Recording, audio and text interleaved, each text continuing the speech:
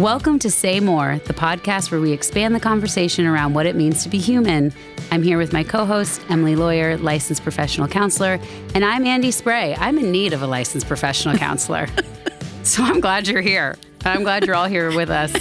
We are answering your real questions, and while we're at it, creating a community where we can grow together and learn how to connect more to self in order to connect more to others and more to God. Hi.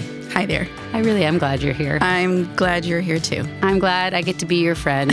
If we're going to go through this, we got to go through it together. Together is the only way. And now we're adding people to our number. There are dozens of us, Emily. Dozens of people who are willing to feel their feelings along with us. We are talking about shame today. Boy, here we go. Here we go. Everybody ready? No. Or not? Not ready, but here we are. And we're gonna play a little game. A little game that I'm calling Name That Shame. Catchy. I love a rhyme. It won't surprise you to know I wrote a lot of poetry in middle school. Okay. I love a rhyme. Name that shame. Now, it's kind of like Never Have I Ever. Okay. Except that when it comes to shame, all of our answers are I have. Oh, okay.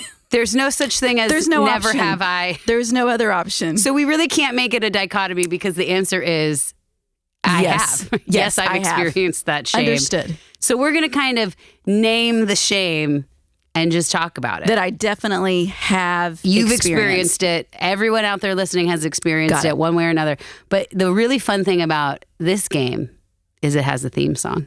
Oh, boy. Are you ready, everybody? People are really going to get their money's worth. Shame, shame, shame. All right, hit me with a little harmony, Emily. Shame, shame, shame. All right, we'll work on that. When we're not joining in a community for everybody's emotional health, we are a singing duo.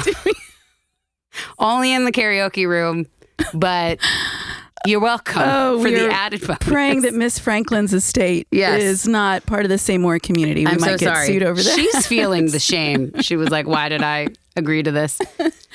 Okay. So I'm going to talk about just an area. Okay. A broad area. I'm going to talk about school. School shame. That's a big... Already, shame is like the main ingredient of going to school. I think it holds it all together.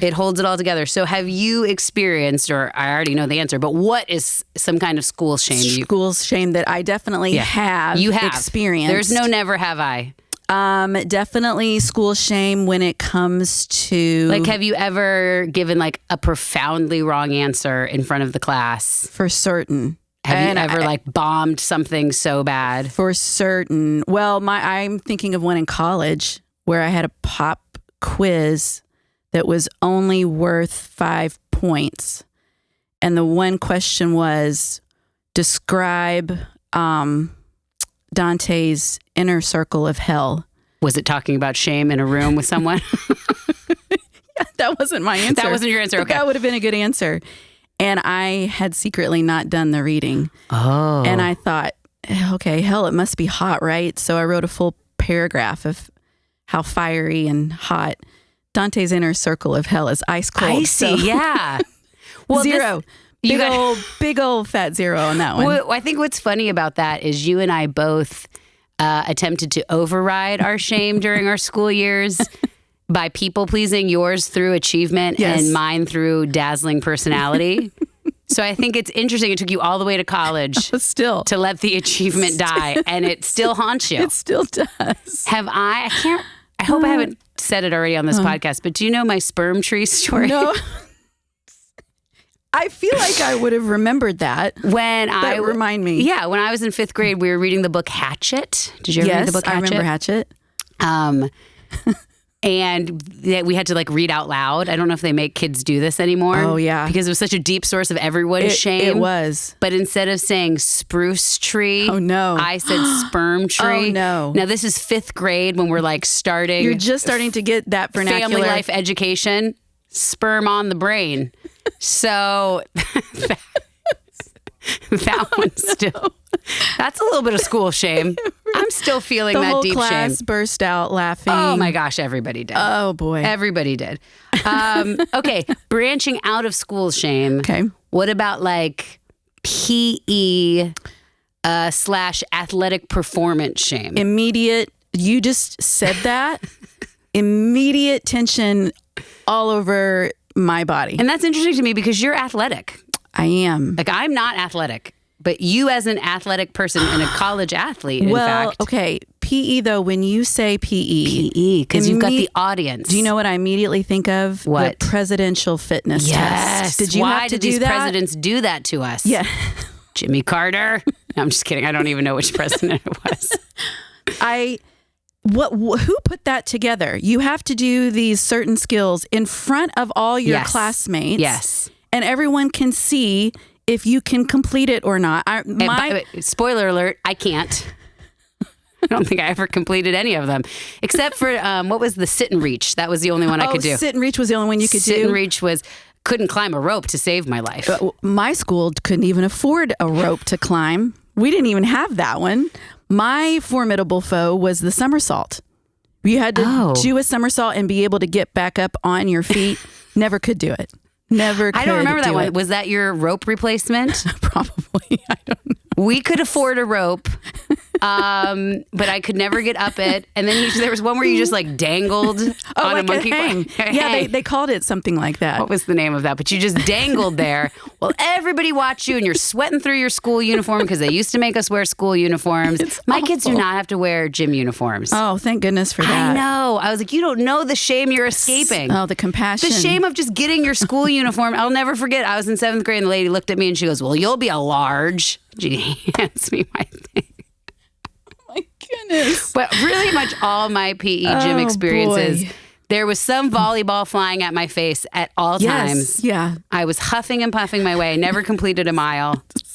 I mean, it was pure shame and everybody's watching. It's terrible. And you're not just there with your friends. You're there with like... people that you want to like you, people that you want to be impressing, dazzling with your personality. I was dazzling no one. What?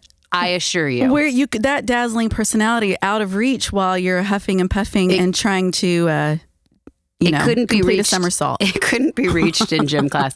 I also, despite being not athletic, I did actually play a lot of sports because my mom wanted, get involved. And team sports are great. Yeah. I'm a big fan of team sports. I think it teaches kids a lot of lessons.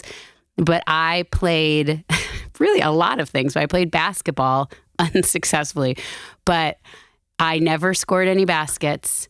And it occurred to me at one point that I also didn't understand fundamentally just what it meant to play basketball. Well, we've talked about your storied basketball career. Did you talk in our boundaries episode? Did I talk about scoring the basket? No.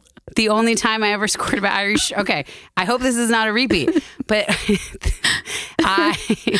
this was not on the B-ball babes. I think I talked about being on the B-ball babes. This was predates the B-ball babes.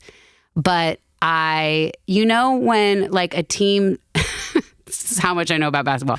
When like one team scores and you run back to the other side of the court. Sure. Well, I was in charge of like dribbling the ball back to the other side of the court. And some impulse of athletic greatness came over me and I turned around and shot a basket back into the basket. And that was the one you made? That was the only one I ever made. And people were like, what are you doing? I didn't even understand. Basketball. Ball's supposed to go in the basket. Yeah. That's all I know. I missed day one. Nobody explained the rules to me. Okay, branching out from here. We've had school, we've had gym. And this relates clothing and appearance shame. Who's telling me they haven't felt that? For certain. Like clothing, like you show up and you are like really wearing the wrong thing. You're overdressed. You're underdressed. Like, have you ever walked into a party and you're like, all the girls got some memo that I missed? And like, I don't know. It seems so effortless, and I'm sure it's not, but it seems so effortless for some people to just be like, I just threw this on and look how cool and put together I am. They're able to pull it off. And I tried for 45 minutes and I look like some sort of, I don't know. Yeah, everybody listening can relate to this, I'm sure, in some way. Well, you just shared in your trauma episode about tucking in your flannel shirt. My lumberjack look. Kimmy Gibbler. Like, it's wrong. Kimmy Gibbler. She was trying to be grunge too, and she couldn't ever quite make it. And now as you're getting older, you like catch a reflection of yourself in the Target checkout.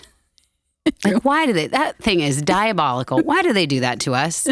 Is it to make me buy more Sephora products? There has to be somebody back there is operating the camera to like adjust the angle to make you look as terrible as possible. It's as bad as it can be. And I will feel deeper shame if I'm with somebody who also sees the reflection, even though they're with me, okay, and can see what I look like in real life. If they catch a glimpse I don't want them to catch a glimpse of my gremlin self. Look away, I'm hideous.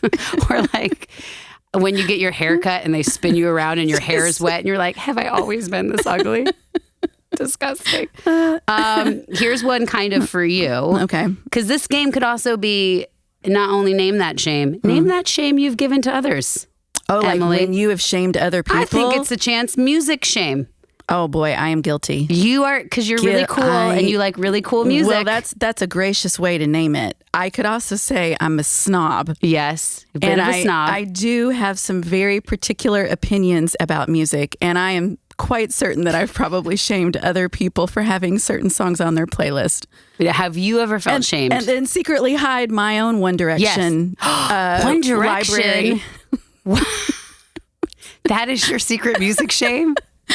Well, it's just people probably look at me and they think, oh, you're so into indie music. Well, actually, I also really like, certain things that everybody really likes. You light up my world like nobody. We probably should not be singing any licensed material. There's a double strike against us in this podcast episode. I did not know that about your One Direction. I do love them. Have you remembered the old days of like a CD binder and you'd like for sure chunk, like open it up and you'd like be going through all your cool ones and you're like, what's back here? And you're like, don't worry about it. No, don't. That's my musical theater collection. Just leave that there. That's my Reba. That's my.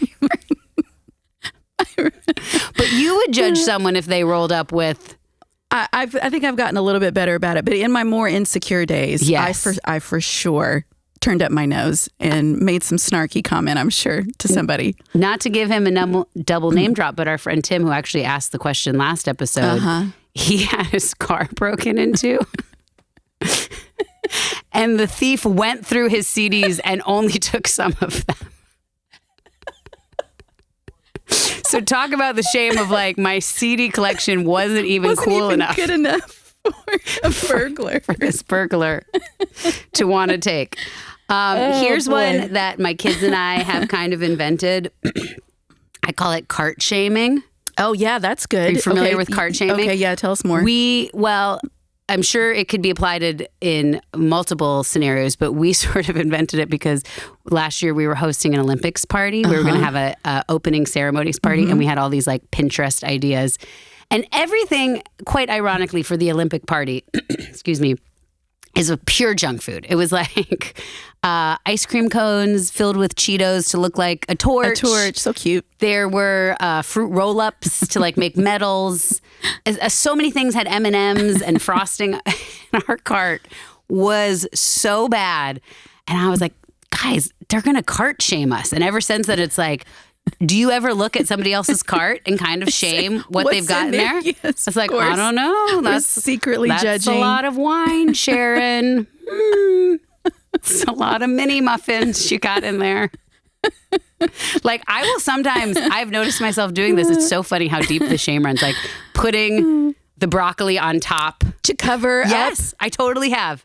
Too funny. You'd be like, I'm thinking through, have I ever done that? Candy I'm sure and like I have. Sneak it kind of, it's totally like in the background, not even realizing I'm doing it. Yes. And I'm making sure the fresh meats and vegetables get on top and all the processed things that I really want to be eating get tucked somewhere underneath. So that's cart shaming. All right, here's a shame we're going to name. Name that shame. Shame, shame, shame. Have you ever felt intelligence shame? Do I ever have a day where I don't feel intelligence shame? That's part of my curse in life. Is I'm walking through this world trying to feel like I'm, smarter than somebody in the room. So for sure. You know when that's hard to do? When you can't spell. Oh. I'm a very poor speller. Oh boy. I married a spelling bee champion, by the way. Me too. You're also, oh goodness, your best friend is also a spelling bee champ. So I've got 2 spelling bee champions in my life. Neither of my kids, bless them, could spell their way out of This paper is a bag. minefield ripe for you to feel shame around that. Oh, so much shame. No. So much shame. My mom, also excellent speller, and she would not tell us how to spell things. We'd be like working on a paper, and I'd be like, Mom, how do you spell intelligent? No, she would say, go look it up in the dictionary. Oh.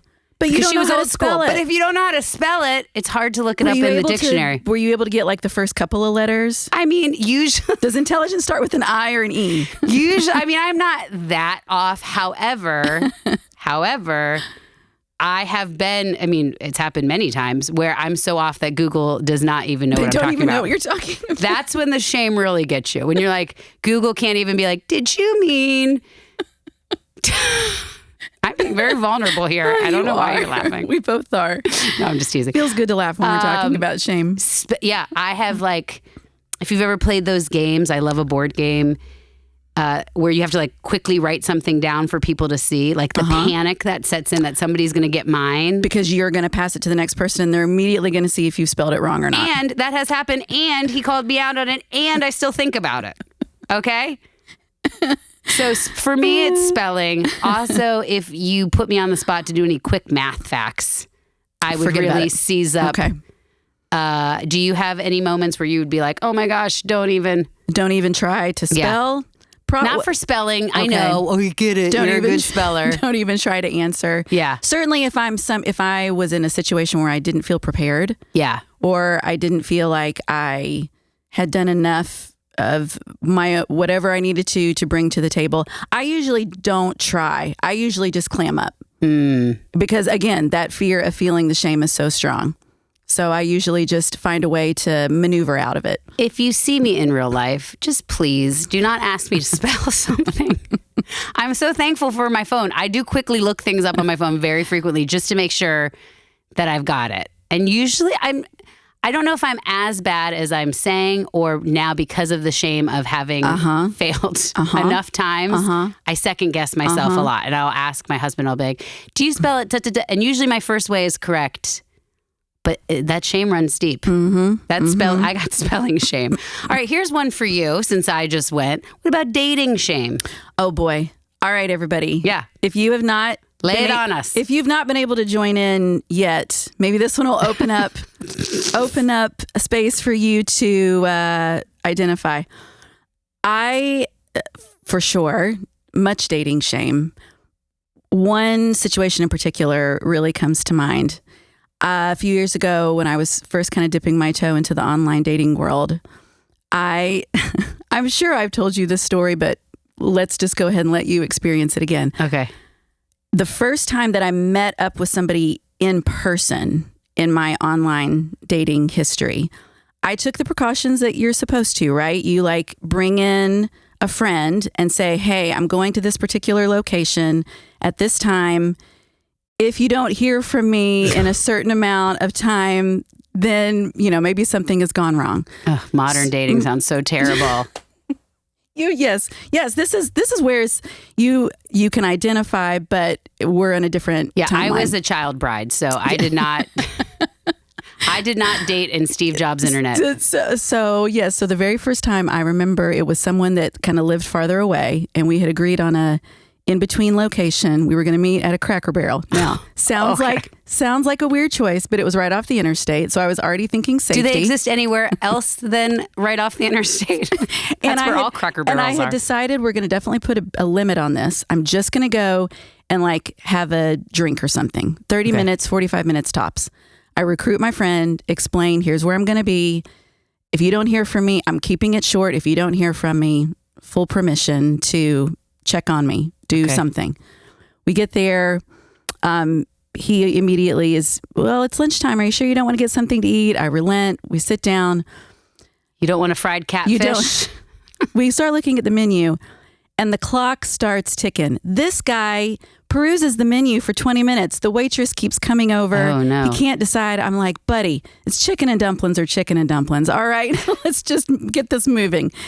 We get our food. We're starting to talk. I'm actually even kind of into it. He's cute.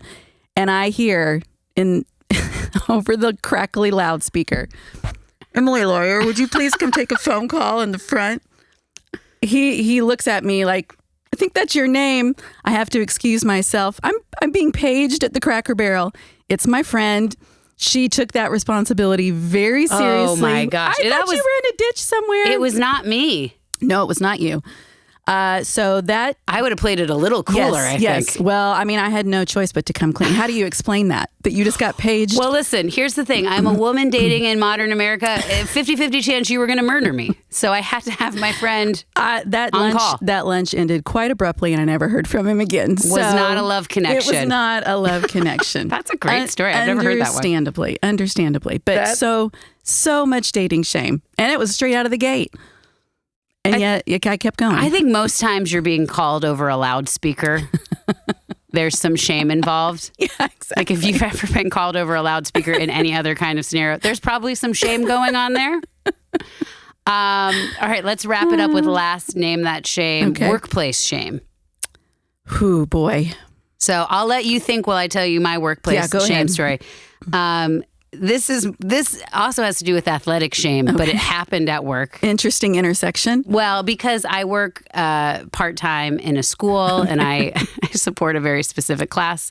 But we were trying to do a science lesson and somebody had the bright idea to bring in a kite. Okay. It is really hard to get a kite to fly. And I am out there fighting for my life as the rest of the school starts to get released into recess. And all of these third graders are watching me run through the field. And we've already described I do not have strong athletic prowess. And I'm running through the field with this kite. And then I find out that these other teachers who are my friends, some of whom might be listening, and shame on you, taking a video of me trying to get the kite. Oh, no. Unsuccessfully. Oh, no. Never did it. But it's like you don't think you care about impressing third graders until they're all watching you fail to get a kite in the air. That one was deep. Oh, boy. That was a deep shame. Connected to some other things. Do you have any other work? I mean, I'm sure at some point I've done a mistakenly reply all when I was supposed to just replying to one person. Technology shame. Certain I've done that at some point. I literally just had a technology shame this weekend. You did. You included me on a group text that I wasn't supposed to be included in. For a party that you were not a part of. Had to see myself out. I was like, whoops, wrong Emily. Yeah. So, boy. Listen, we are all in the shame together. So if you're listening somewhere, you can just sing your shame theme song to yourself as you walk through this week and have more shame creep upon you because there's really no escaping the shame. It's everywhere. It's everywhere. So on that note, let's get into our question. Sounds great. All right, I'm going to read our question this week, and I just want to remind you, you can submit a question typed out and written. You don't have to record yourself if that's like a barrier for somebody. This was a typed up question, and it's kind of long, but shame is very loaded, as we know. So we wanted to include everything because it kind of touches on a variety of points that I think we're going to get into. Can you say more about how to keep your cool with your kids during the tween, preteen, parent years when all they do is point out your failures? So when your kids are tweens, preteens, and teenagers, when all they do is point out your failures. For someone who has chronically low self-esteem and internalizes everything, all the self-talk in the world about being a child of God and actually telling myself that I am enough and that God gave me these kids for a reason doesn't do much. How do you deal with that without giving a churchy answer? This question is so wonderful. So good. This mom is like, listen, I've heard all the churchy answers. What do I do with that? Thank you so much. Again, everyone, as you're listening, as you're walking on this journey with us, for your vulnerability, your courage in sharing these, because it's allowing all of us to continue to grow and learn together. And like you said, so much of the context of this question is really going to open up a way for us to be able to do that. So why would we even, let's just start with why would we even want to talk about shame, especially when, as we're kind of naming, this is something that takes a lot of courage. It takes a lot of bravery to even be vulnerable about it. I actually love talking about shame because there is so much opportunity for freedom and joy on the other side of it. Now, the only kicker is that shame wants to stay in the dark. Oh, okay. Shame does not want us to talk about it. Shame does not want us to be vulnerable about what I'm believing about myself, what happens as a parent when my child points out my flaws or my perceived failures.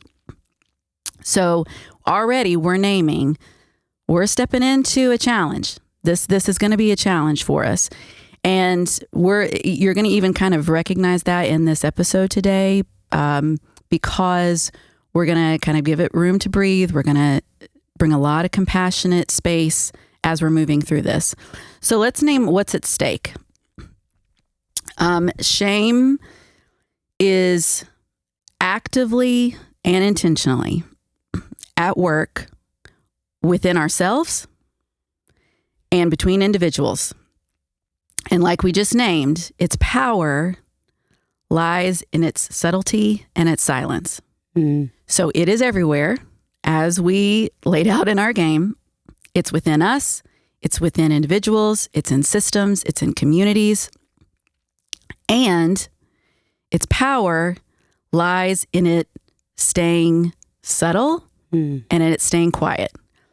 It will corrupt our relationship with ourselves. It will corrupt our relationship with God. It will disintegrate any and all gifts of vocational creativity. It is a way that it will prevent us from using the gifts that we've been given, prevent us from becoming the fullness of who God has created and redeemed us to be.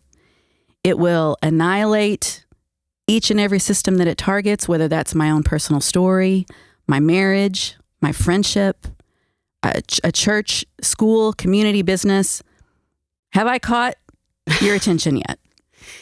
That sounds like a lot of shame. It is. It because of the way that shame operates and that it wants to stay in the dark. Because of the way shame operates and that it wants to stay deep in the crevices.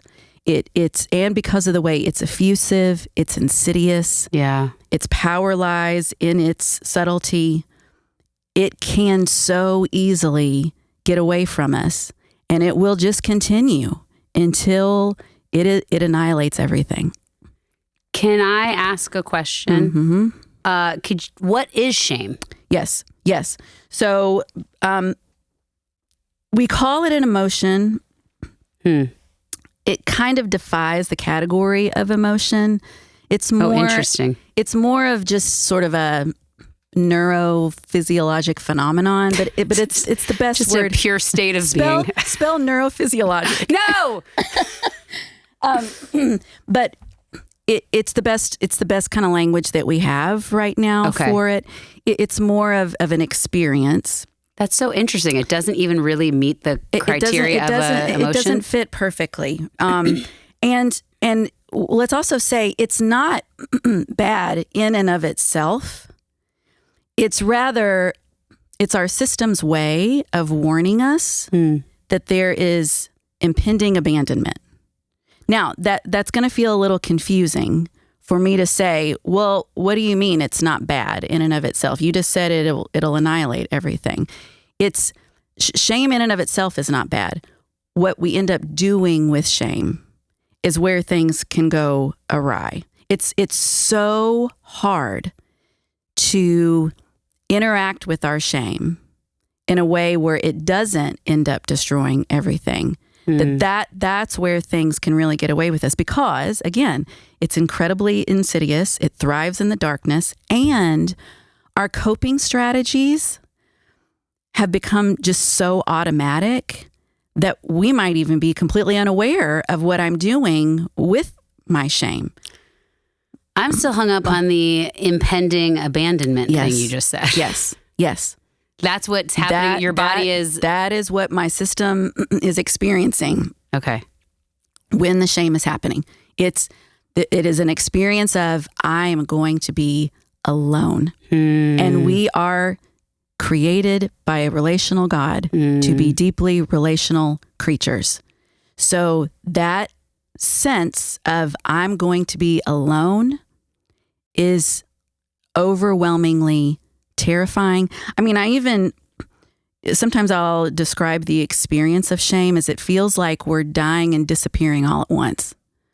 It is a darkness that is, again, it almost kind of defies our ability to put language to it. Yeah. Yes. Okay. So let's talk about, when do we feel it? Yeah. All right. Sounds like all the time. all the time, because it manifests at any time we have felt anything from mild embarrassment all the way to deep humiliation, which we covered quite a few of those. Yeah, we got into some areas. Everybody was able to start to tap into what that experience feels like. So anytime that shame is coming online, and maybe my body is getting this experience of it doesn't feel good, certainly, and also at the same time, there's my system saying you're going to be alone. So you could see how it starts to feel really overwhelming right off the bat.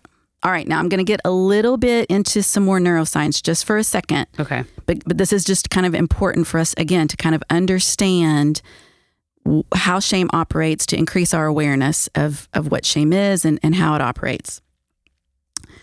We start to experience this very early on. The best research we have so far tells us that at first, our experience of it first kind of comes online around 18 months. Interesting. So very, very young. Okay. When we experience it, we develop an internalized message about ourselves to help make sense of this horrible experience that I'm experiencing. Okay. So your brain is telling you this is what this means to sort of explain it. Right. It's like this is why this is happening, and this is what it means that you're experiencing this terrible experience of impending abandonment or dying and disappearing all at once. All right. That message gets formed into, that experience and that message gets formed into what we call a neural pathway. So that's a structure in our brain. It's like a hiking path.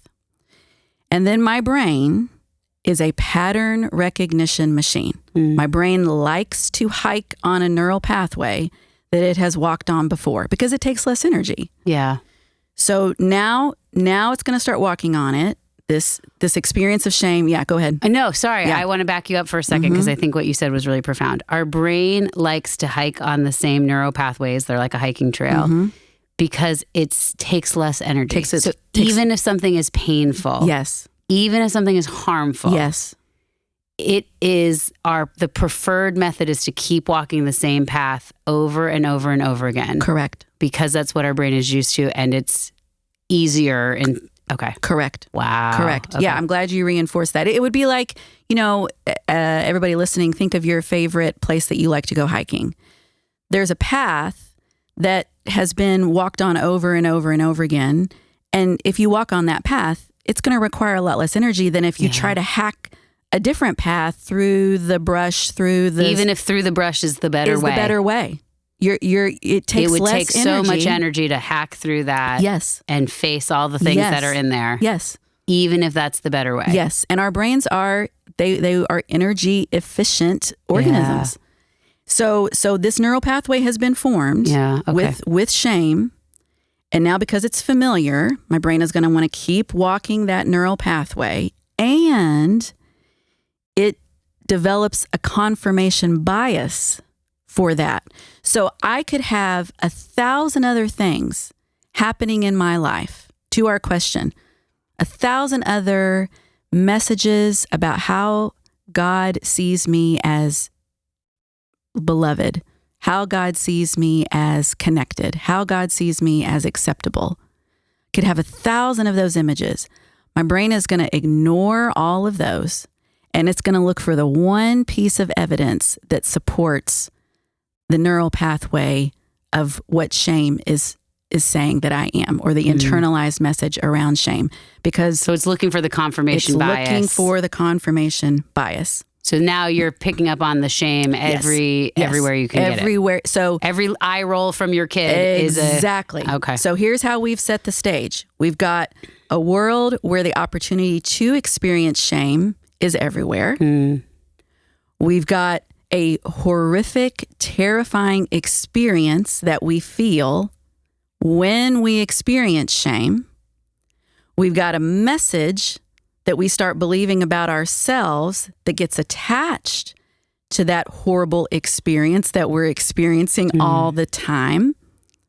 And my brain says, let's just keep tracking on that. Yeah. So like a shorthand way of saying it might sound like encouragement to my system would be like Teflon. Shame would be like Velcro. So all the encouragement, all the nice answers, you're hearing and then they're sliding away. Yes. Whereas the shame is just sticking. Primed and ready to stick and stay stuck. Oh boy. This and again, this is why we want to do something different in talking about it and open, because this is a challenge. This is so hard for us to do something different. And shame, again, because of the way it operates, we all have these coping mechanisms to try to not look at it, to try to not talk about it, that are so ingrained we don't even realize that we're trying to avoid it. Yeah, it's so ingrained. I don't even think people realize that that's what they're doing. None of us do. Yeah. None of us do. We're all in the same boat here. Well, you've touched on this a little bit, but could you share more about like what it feels like? Because I think that's what we're avoiding is how uncomfortable we feel. Yes. It's right. It's the avoidance of what it feels like in my body with that message that's happening at the same time. Yeah. So for some people, you might feel shame as an all over experience. It feels tightness or heaviness all over. Sometimes people's first notification that they're feeling shame is heat in your face or some sort of tightness sometimes in your head. Sometimes people's experience of shame is a really heavy rock in your stomach. Like that one for me, I associate that with embarrassment. Okay. Right? Like if I'm feeling embarrassed, I know that I'm feeling embarrassed because my first notification is, oh, I've got that horrible kind of rock feeling in my stomach. Yeah. Now that part of it, I might be able to recognize in the moment. As we've just discussed, there's this whole other additional context that's happening in my system. Yeah. With the internalized message and the brain's neural pathways. To even recognize that and my it's coping happening. mechanisms that I might not even be aware of. Like, I think we're scrolling our phones before we've even clocked that that's why we're scrolling our phones. Completely. Yes. Very well said. Very well said. So now if we go ahead and start to say, well, what are some of those messages? What do some of those internalized messages sound like? Shame, the internalized message that gets forged or fired and wired together with that bodily experience of shame is always some version of I'm bad. There might be variations to that. It might sound more like I'm not good enough or I'm unlovable. I'm worthless. I'm defective. I'm wrong. I've heard that one before. I'm wrong. And shame would like partner, who I am is wrong. Correct. I mean, yeah. It would partner with it, right? And everything about my existence is wrong, right? Sometimes shame starts to, those internalized messages start to sound sort of, they start to take on responsibility pieces. I should have done something different, and that's why I'm unlovable. I can't protect myself, and that's why I'm unlovable. We're both getting emotional. Yeah, sorry. Yeah. So that one just hit me right where I live. Because it's hard. Yeah. And look, we don't try to hide this in this podcast. People listening, if you are part of this community, we are walking through these hard parts of life right alongside you. And when it comes to how shame operates, it is so powerful and so overwhelming. That yeah, sometimes like you and I both, what happened to our bodies is we both had tears. Yeah. Right. I ran into our friend in the parking lot here as we were coming in to record, and she was saying, "How's it going?" And I said, when we do this podcast, like I'm living this along with everybody. Like I'm learning and facing and digging deep for my own self. As in the same way that we're encouraging you listening to do it. And I was like, I want you to know this is authentic shame this week. She said that should be your title. I was like, or maybe a new pair of merch, because it is authentic shame bringing tear to my eyes when you worded it like that, because that struck such a nerve. Yes. Because I too am trying to grow in these ways and learn more about what's really going on in my brain and my body, and not just keep avoiding, keep ignoring, keep shoving down all the things I want to do with it. Same for me. Even as someone who has gone through years and years of training, years and years of doing my own work in order to be able to show up in a certain way with clients, I'm still working through this as well. And I'm so glad that actually that moment just happened with you and me, because here's another message that shame wants to give us. It would like nothing more than for us to believe that we can work out our problems on our own. And so we've got these messages of, I'm bad, I'm worthless, I'm unlovable, and I'm supposed to go work all that out on my own. Yeah, I'm just alone with all of that now. I'm just alone with all of it. I'm supposed to figure this out without bringing anybody else in. I'll be a burden. All of that starts to get brought into the situation as well. All right, now I'm going to bring in an analogy that is helpful for me. It also might be helpful for some Tolkien fans out there. Okay. Going to bring in a little bit of Lord of the Rings. Have your ears perked up, nerds. Mine did. Nerd alert. Nerd alert. Tolkien must have had some sort of a supernatural understanding about how shame operates, because the character Wormtongue, which even naming the character Wormtongue, right? We're kind of getting an idea of shame is squirrely, shame is crafty. So for people who aren't Lord of the Rings fans, okay. I was going to say, give us the summary. I'll give you a summary. Wormtongue was a trusted advisor to one of the kings in he's the horsey king. I get the kingdoms confused. Well, this is where my Lord of the Rings understanding is gonna fail me. He's one of the kings in the kingdoms. There's kingdoms of men. Okay, and there's a horse kingdom and a tree kingdom, and he's the horse kingdom. Okay. So Wormtongue is a trusted advisor to the king. What we find out is that Wormtongue is actually serving a much darker force, right? And so Wormtongue is always whispering these half-truths to the king and these distortions to the king. These messages that get fired and wired together with shame. I'm bad. I'm unlovable. I should have done something. I can't. They're not true. Everything about them feels as true as me seeing my hand in front of my face. Yeah. But the way, again, it's the way shame operates. It starts to whisper these distortions. That is the same experience as our brain's internalized messages around shame. It's like the way Wormtongue operated and we might even start, honestly, to develop a relationship with our own shame that feels like that. Shame is my trusted advisor. It's my friend.